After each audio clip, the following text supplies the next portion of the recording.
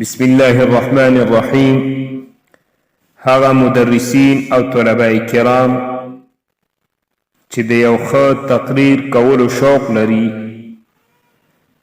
د فن خطابت په میدان کې نوی قدم ایښی وي، په آینده کې د یو ښه با اثره مقرر او رهنما جوړېدل غواړي، نو هغه د کم از کم دغه دوه کارونه خامخا وکړي.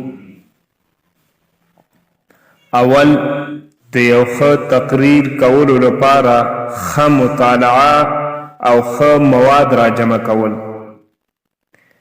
که یو مقرر ښه مواد راجمع نکي، معتمد او مدلل مواد راجمع نکي، نو دا هیڅکله هم ښه با اثره مقرر نشي جوړېدلی.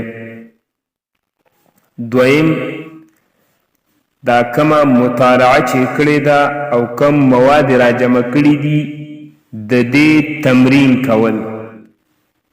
هغه مقرر هم ښه با اثره مقرر نشي جوړېدلی تر څو چې هغه د دې خپلې مطالعې او د موادو تمرین نوي کړی.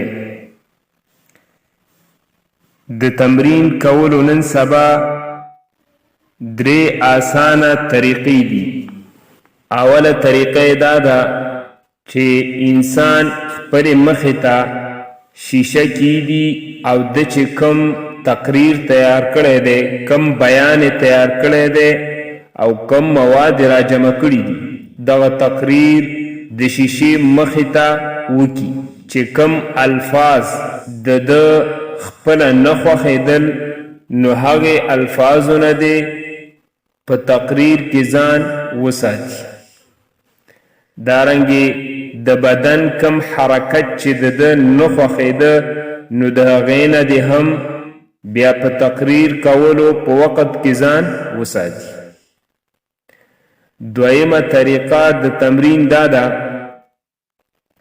چې نن سبا هر چا سره موبایل شته دی او د خپل ځان نه دی ویډیو ریکارډ کی او دا کم مواد او تقریر چې ده تیار کړی دی، نو هغه دی وکی او بیا دی وروسته وګوري، نو کم الفاظ چې نه خوښېږي هغه د ځان سره نوٹ کوي او پاینده کې د هغې نه ځان وساتي. دارنګې کم حرکت چې نه خوښېږي د هغې نه دی هم ځان وساتي. او دریمه طریقه دا ده که چیرې غټ موبایل یو شخص سره نه وي یا وړوکی هم نه وي، نو یو ریکارډر نن سبا هر ځای کې موجود دی، هر چا سره موجود دی.